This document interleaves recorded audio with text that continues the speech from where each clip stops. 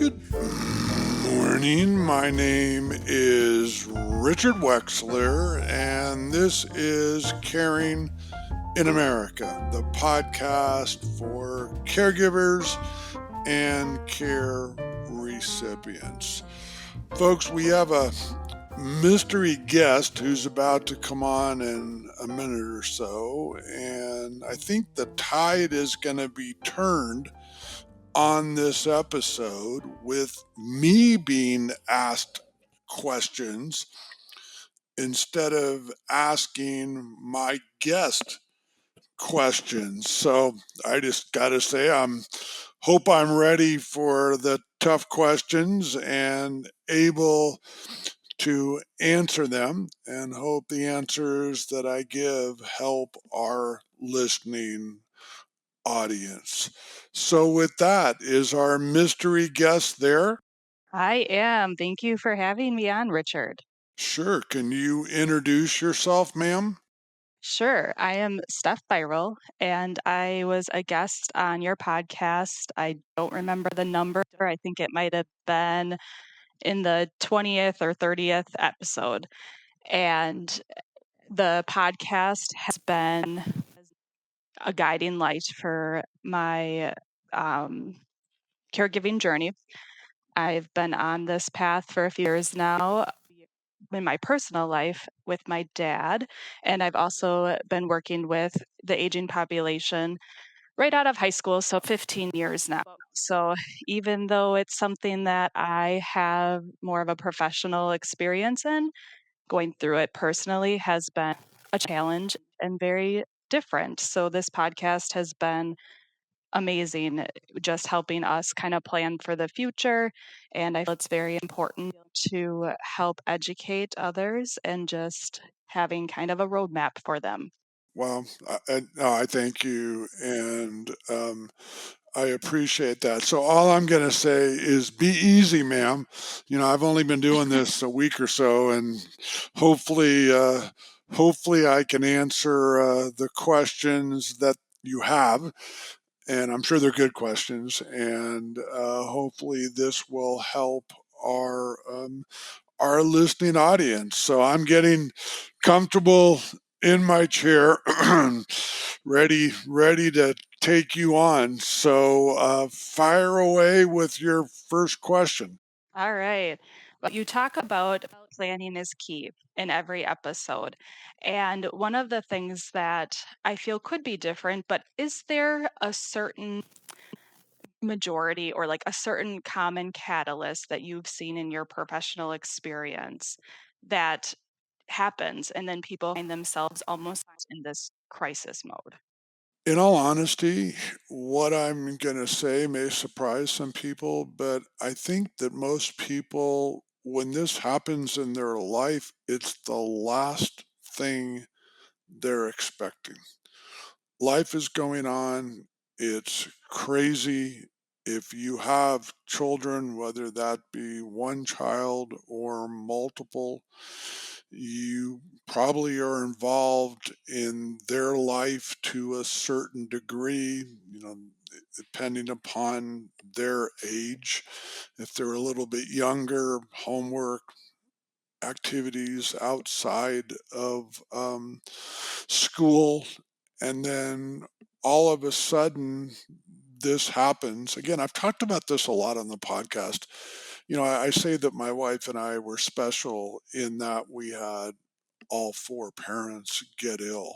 And I've talked about the fact that it's really difficult enough when it's just one parent. And then all of a sudden something changes, whether that's an illness they're going through, whether it's a severe fall that broke something, or as I've talked about a lot, whether it may be a combination thereof. Maybe they've gotten ill, their balance isn't what it used to be, they're weaker, they were walking when they shouldn't have been walking, and they fall and they don't bounce, and something breaks. But as I started this a couple minutes ago, I really think that most people just aren't expecting it. And then all of a sudden it kind of hits them square between the eyes. Does that answer your question, ma'am? Yes, it does, and I feel like most of the situations that I have seen also is usually that crisis piece of you're not expecting it. It is the fallen, broken hip or an illness that maybe just took more out of the loved one than has in the past. Um, so with that in mind, what would your first action step be when somebody finds themselves in that crisis situation of, "Oh no, my loved one is in the hospital and they need to get discharged, but maybe they can't come home," or how do we get the home ready? What should the first step be? Wow.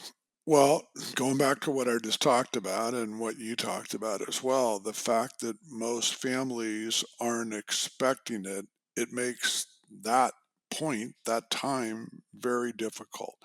I talk about scenarios, things I've seen with clients over the years, things I've seen with my own family. So, again, we'll use a scenario maybe dad fell. Dad is now in the emergency room. X-rays are taken, so on and so forth. It looks like something broke, and good chance it was his hip. And now things are different. And maybe, dad could be 65, dad could be 75, dad could be 85. This family really has never talked about this happening. I talk about this all the time where the phone calls, the text messages start going out to family members irrespective of where they live. And I've dealt with clients, and I talk about this, that don't even live in the United States anymore. They have jobs that have taken them to Europe or Asia or South America or different places around the globe. And now they find out, oh, dad fell and he may have a broken hip.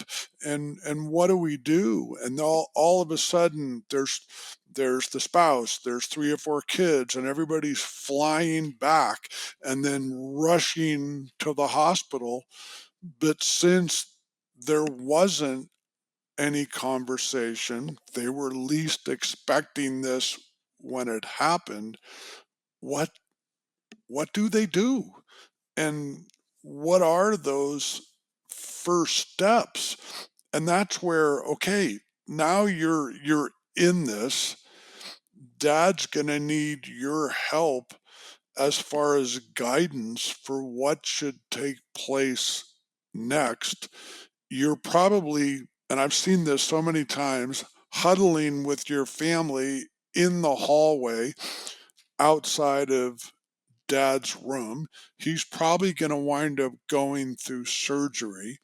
The older he is, the more difficult that is, the more difficult it is not to have any reaction to anesthesia. But let's assume everything went well. And the doctors, the nurses are probably telling you he's there for 2 or 3 more days. Then he's going to get discharged. Then what does that mean? You're probably assuming it means, assuming's a bad word, but you're probably assuming it means he just comes home. But is that real? And chances are it isn't.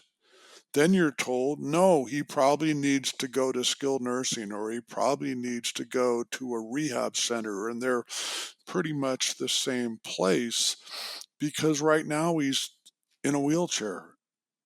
And before he can actually start doing things, quote unquote, at home, he's got to get stronger and he's got to learn to move from that wheelchair to a walker, eventually walking without the walker at some point.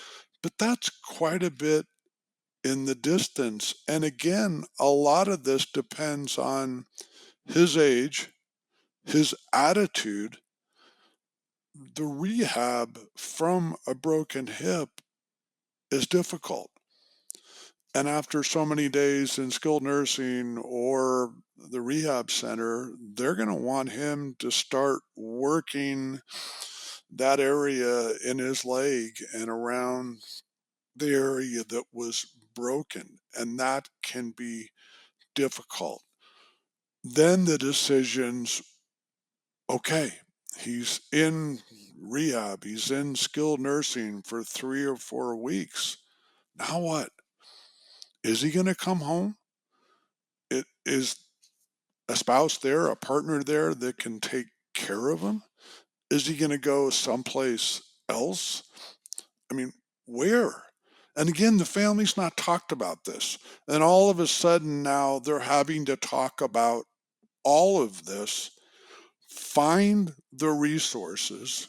We've talked about this so many times. One of the biggest issues when it comes to care is cost. They've never talked about that. They haven't planned for it. And now all of a sudden they're there and reality is staring them in the face. One of the things I've talked about on previous episodes, I'm in the process now with some business partners of launching a national foundation. It's not here yet. It should be here sometime next year. It's called A Plan to Age. And with that, it'll be an app, an application where folks can go and learn about planning and learn about all the things we're talking about, plus get connected to the resources that they need. We really hope that people will start planning and thinking about this and not least expect it when it happens and then find those resources. And as I bring up this little tiny word again, cost. So, who's going to take care of dad? What's it going to cost? How are they going to do it? What's the process? And so on. I know that was a lengthy answer, but I hope it answers your question, ma'am. Yeah, I think that that gave some great advice and great starting points. The app I'm really excited for. My mom and I have been having more conversations around care in the future, what it might look like for my dad as he was diagnosed with early onset Alzheimer's. So as that progresses and his needs change, how can we help support his independence and help support my mom as the main character or caregiver? So having a almost like a checklist or one spot to go to, at any time of the day, because I know there's great resources out there. The Area Aging Commission, there's one in every state, if not region. Fantastic resource, but they also have most of them have business hours Monday through Friday during other working hours. So having an application that you could just log into to see what is what financial steps can I take right now when it's 11 o'clock at night and I can't sleep? What can I learn about, or where can I start that resource, that researching? Um, Having that accessible any time of day, I feel will be very important in helping people with their loved ones when they go through situations like that. Thank you. I mean, that's what we're trying to do. I've said many, many times over the years, this when someone falls, someone gets ill, both happens, it's not easy. But what we're trying to do through the podcast, through all the education I've done in the past, and then through this application, try to make it easier for folks. I mean, I talk about this all the time. We have almost 80 million baby boomers. Someone asked me for some numbers recently. There's almost 150 million people in this country that are 40 and older. 50 and older, about 110 million. These are approximate numbers. Then the almost 80 million baby boomers. I talked about this a lot. The oldest, which is kind of hard to believe, will start turning 80 in 2026. That's a year and a half away. And unfortunately, what I've seen a lot of people in assisted living. I've seen a lot of people that are mid 80s and older. I've never seen many that were overweight. they seem to have taken a pretty good they seem to have taken care of themselves. When I look at the boomers that I'm smack in the middle of, they are overweight. They haven't taken care of themselves. When I talk to comrades around in the senior care industry around the country, they're working with boomers at a younger age in their early 70s. So, over the next 5 to 10 years and beyond, we're going to see the age group of people that need care even getting that much younger. And if I can add something, I've been asked before, when's a good age in a family to start thinking about this? And I've always said 35, 40, you're the adult child. If you add 25, 30 years on top of your age to what mom and dad may be, what the in laws may be, I mean, there's a good chance you still have grandparents alive.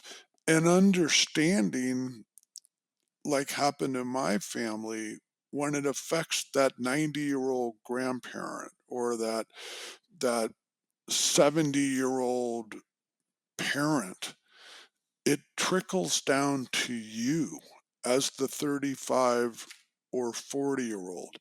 And if they can't because they didn't save enough, and a lot of people haven't been able to and haven't thought about this enough for care, they may come to you and say, "We need some help financially. Can you guys do that?" So 35, 40, maybe even a little bit younger, really starting to think about this and understand at some point it's going to be you, but most likely parents somewhere down the line, grandparents as well. I hope that helps. And that brings up another really good point is I'm sure many of the listeners have heard about the sandwich generation.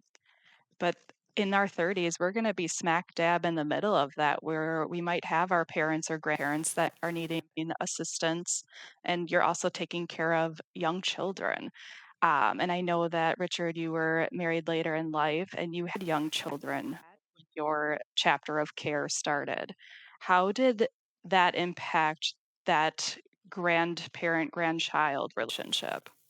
Well, I'm glad you asked, and I talk about this a lot. I normally don't go into too much depth, but I mean, we were that family, least expecting it. I don't know what we were thinking. We had all four parents, my wife's two parents, my parents in their 80s.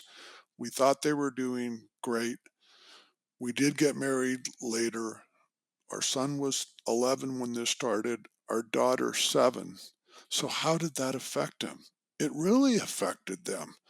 All of a sudden, now we're taking care of these parents. I'm still trying to work and bring income into the family.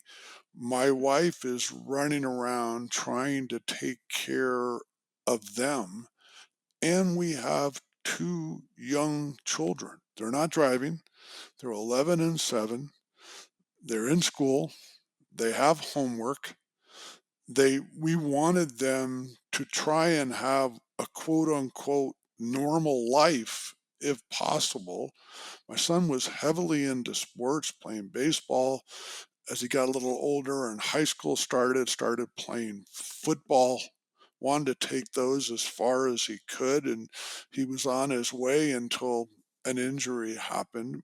Our daughter loved to dance, was with a dance school that was a competitive school and would go to competitions that she loved. Our son loved the things he was doing, but they knew that their four grandparents were now very ill. So it directly affected them. We got pulled away from both of them to take care of our parents. I, I recall many nights my wife would look. at me after a phone call late in the night saying, I have to go to my parents' house, which meant I'm still working. I have a 40-mile commute in the morning to work, but I have to somehow get our kids ready and off to school. So in our case, and I know a lot of people are somewhat similar, it really had an effect on them. And I wish I didn't have to say this, but I know, the our last parent passed away in 2019, 5 years ago at 96. But I know this still affects our kids.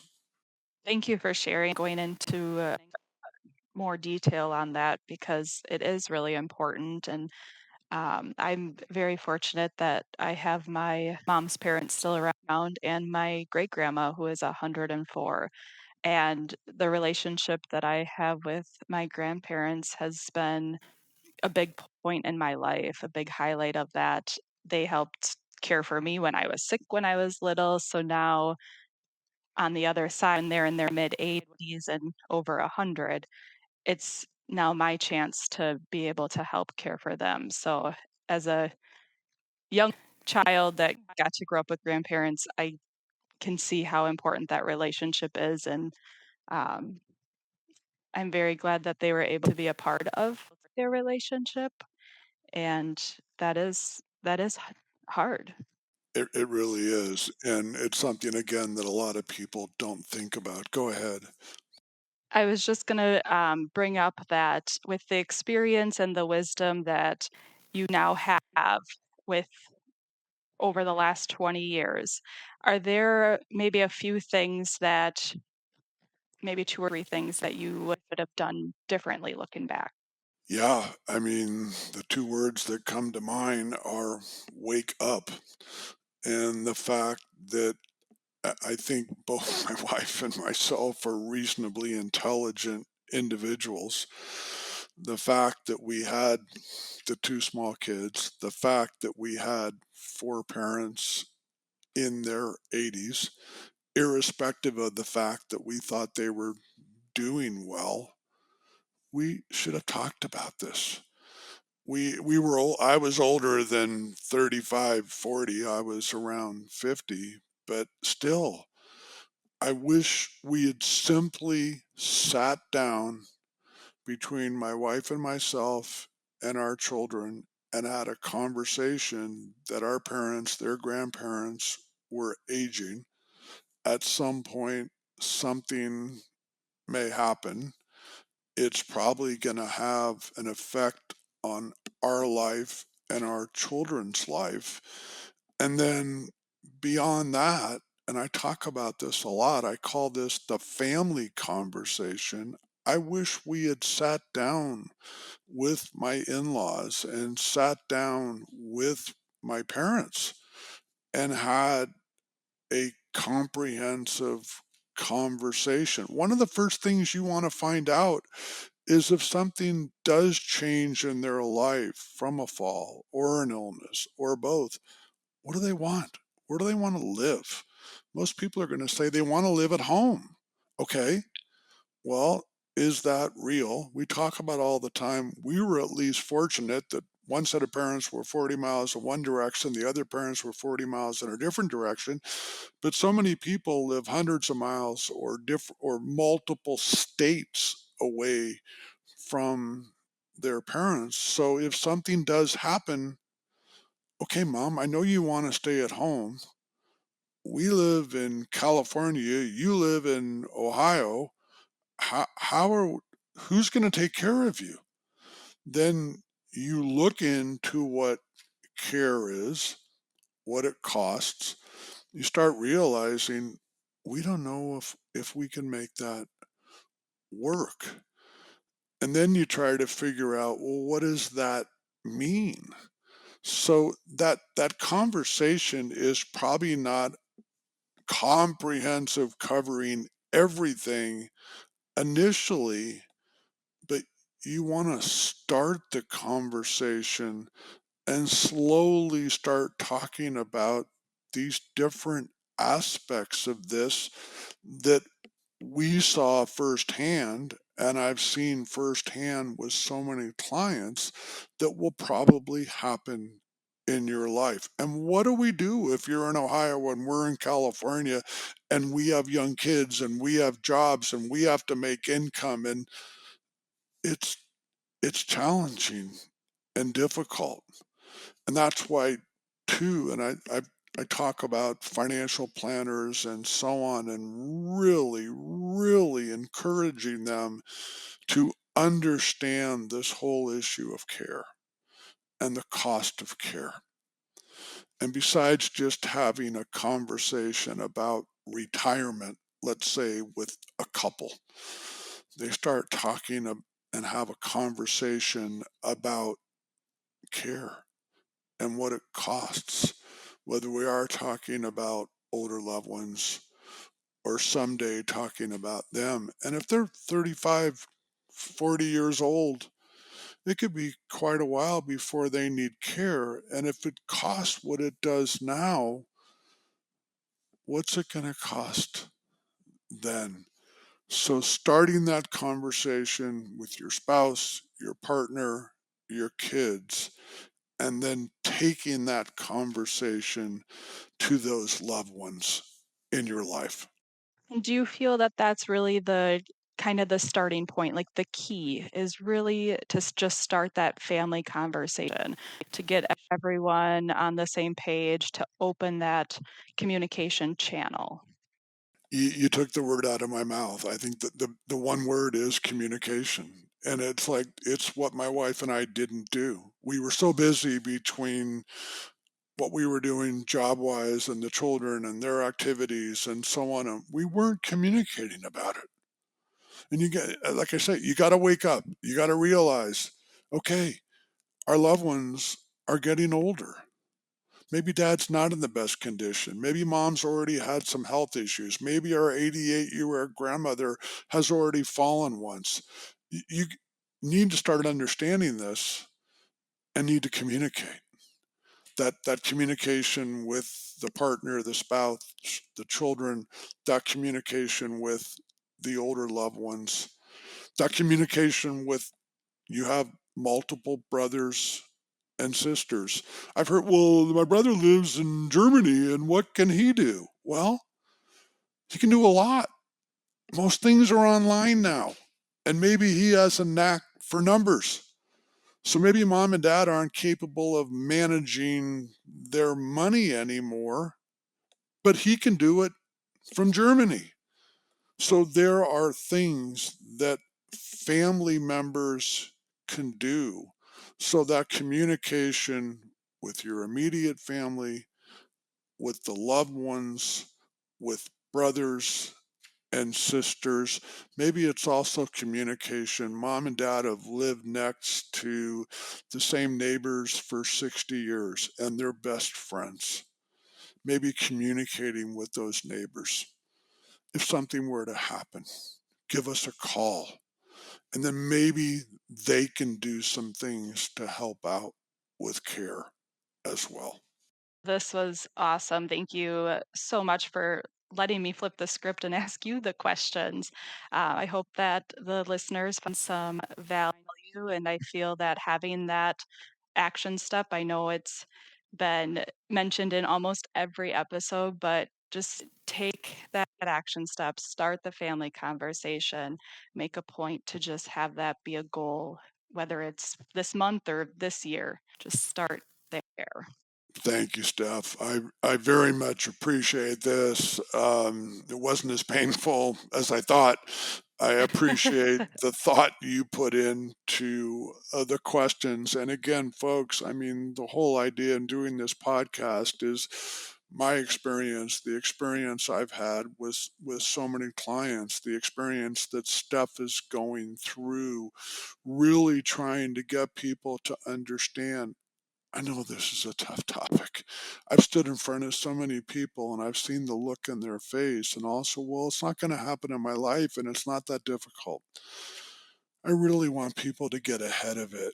And I want everyone to live that life with quality, whether it's the older folks, the adult kids, their grandchildren, and this makes it challenging when something happens. So if you can get ahead of it, you wake up, you realize that something might happen at some point, you're communicating, it will make it easier. So thank you, Steph. I very much appreciate it. Yes, thank you. And again, for all the listeners, if you have other questions that you want Richard to answer, you can email eldered23@gmail.com. Thank you, ma'am. Have a great day. See you, folks. Have an awesome day. Bye bye.